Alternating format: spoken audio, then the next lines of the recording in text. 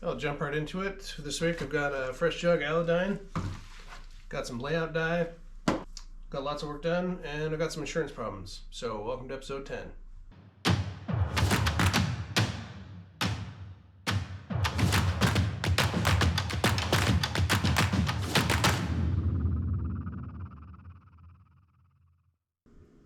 So a few quick things. The insurance policy I thought I had in place for my hangar turns out to not have named my county landlord for waiver of subrogation, liability, all that BS.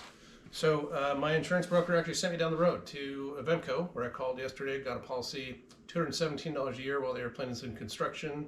It's going to jump up sharply to $2,700 a year, taking some of the fun out of having an experimental airplane once the airplane flies. Now there's an intermediate step where it bumps up once I'm ready to start the engine. So last step before I take these to my hangar is to drill the hole, which is goes in the aft spar on the top, just inboard, about 3/4 of an inch, I think it is.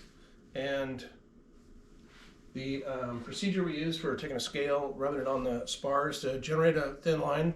It's not thin enough for my taste, especially when it comes to drilling holes. So I'm going to use layout dye. We used to use this in a machine shop I was a CNC programmer in for the parts we did old school.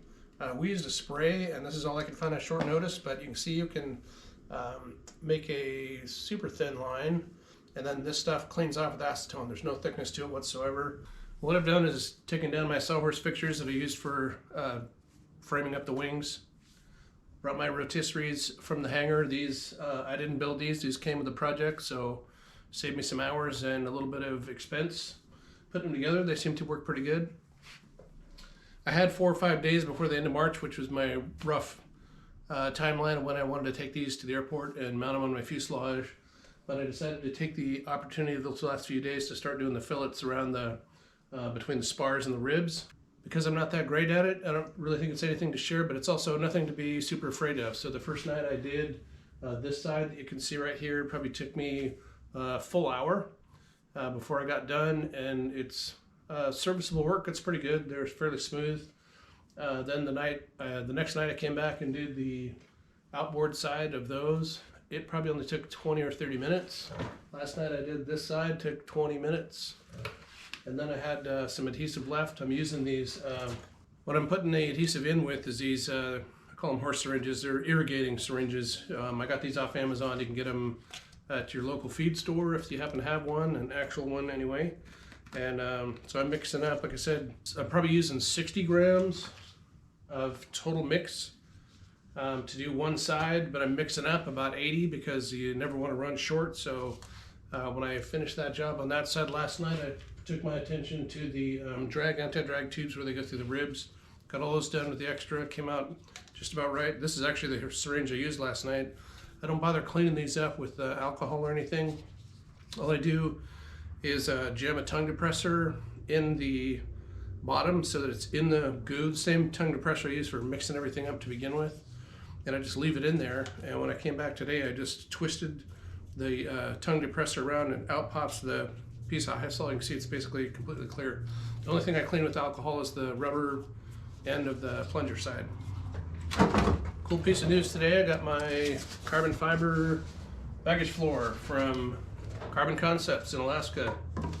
Randy Appling, I believe is his name. He's $205 delivered. I will say that when I questioned the weight, which I thought was kind of high for the Kitfox applied balsa fiberglass baggage floor, I was told, you know, it's stressed for 150 pounds, 3.8 Gs. All that is true. I'm going to look up the mechanical properties for both these components, do some calculations. What I'm going to end up doing is completely fitting and drilling both floors, finishing the edges. Really don't need to do any finishing of the edges other than making sure there's nothing sticking out of the carbon one. He did a really good job.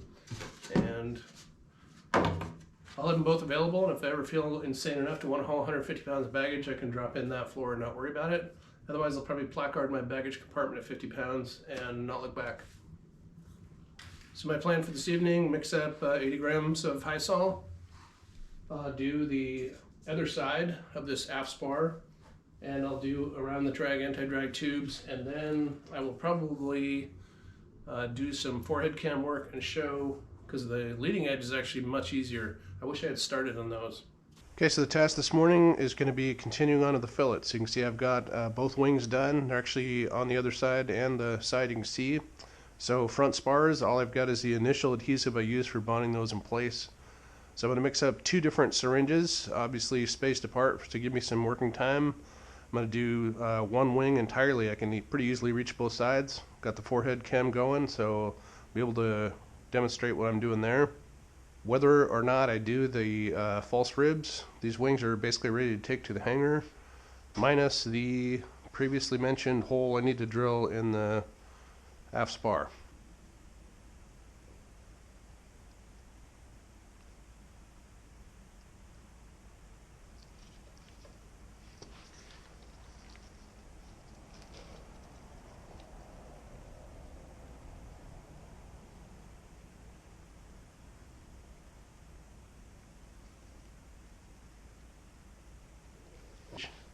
As usual, these drag anti-drag are the most challenging places to get your finger in.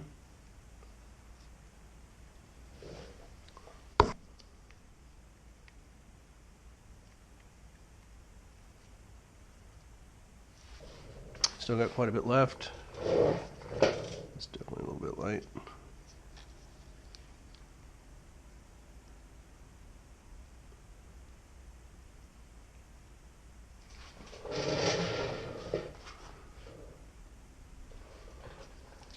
Light also.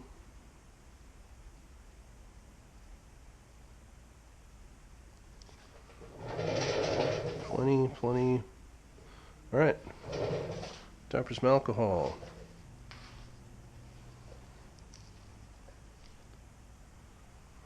Plenty of alcohol. One of the times that lots of alcohol is actually good.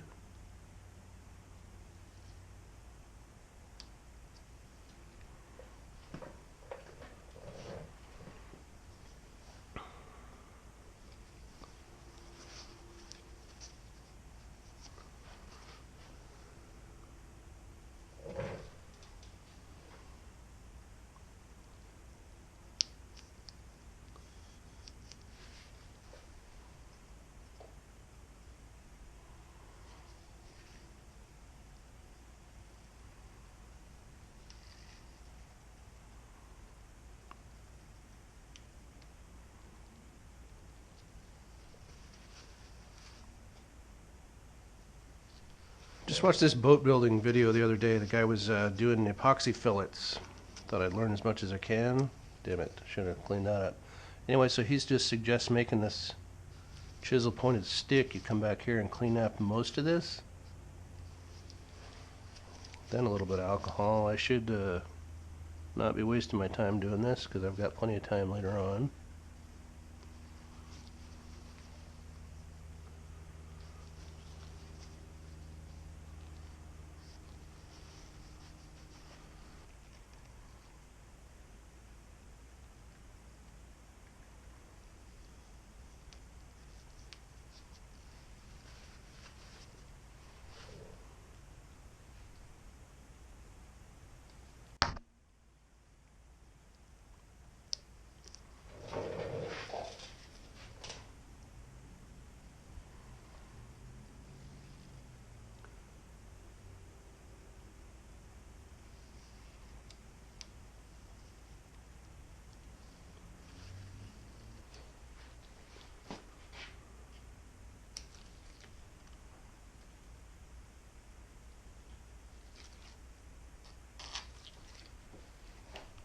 Okay, well I decided to get a little bit more done before I take the wings to hangar. So I'm on the false rib kick.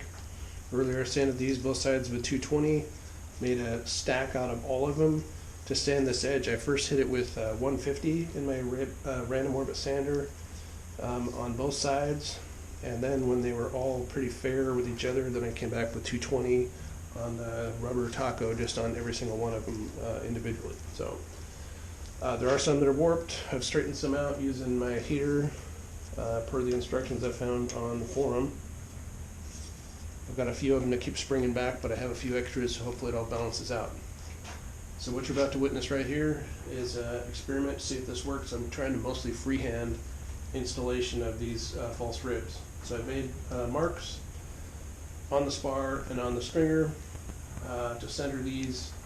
I even made marks go in this direction to make sure I could stagger them accurately, and then, like I said, it's a science experiment. If it doesn't work, I'm just deleting this footage, so you'll never know. So this is my Hysol mixing gun, and again, I love these things. They're super efficient. I thought they'd be wasteful because how I used to see them used was pretty wasteful. A couple things. I made a paint mark on here so you'd see how much Hysol I have left, because I was never sure to begin with. So you can see I'm almost out right here, which is no big deal, because I'll just be able to swap this tip. I'll hot swap it onto a new cartridge of Loctite and go on. So again, the cool thing about these is this is the tip that was on here when I last used it yesterday. Could have been a week ago, doesn't matter. The tip is kicked, but it's still keeping the two items separately. No, I don't play basketball. The new tip on, and we're golden. And if I was done using this and I only used half this amount, I could just leave it, and the only thing I'm wasting is the amount of Hysol that was in the tip.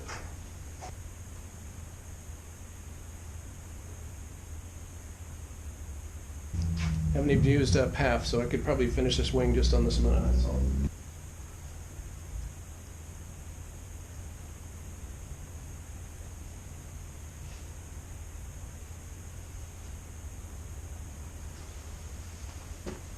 So far I like it.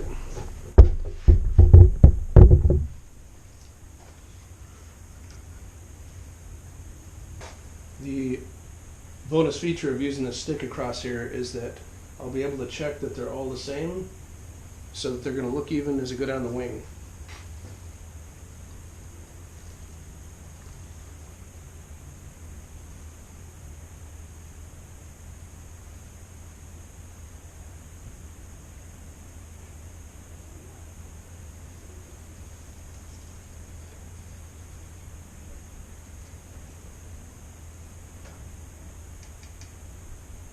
I don't hate it, and that's enough to tack it in place, and I'll come back later on with the alcohol on the fingertip.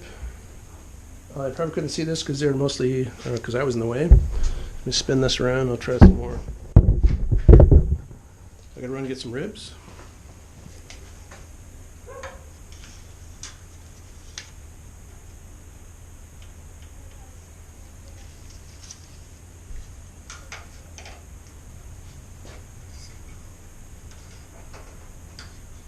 Like I said, I already had this with alcohol.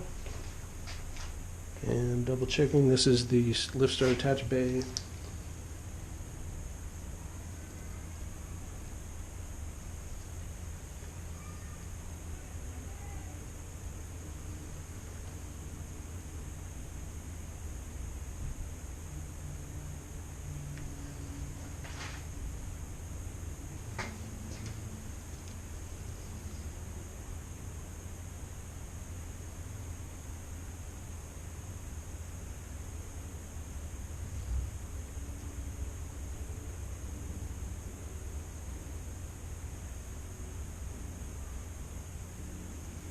It's another one of my Friday day offs where I'm going to spend the day working on the airplane. Just about 10 minutes ago I finished taking John and Martha King's flight instructor refresher course. That was pretty brutal, but at least I got that out of the way not quite 2 months early, so that's good.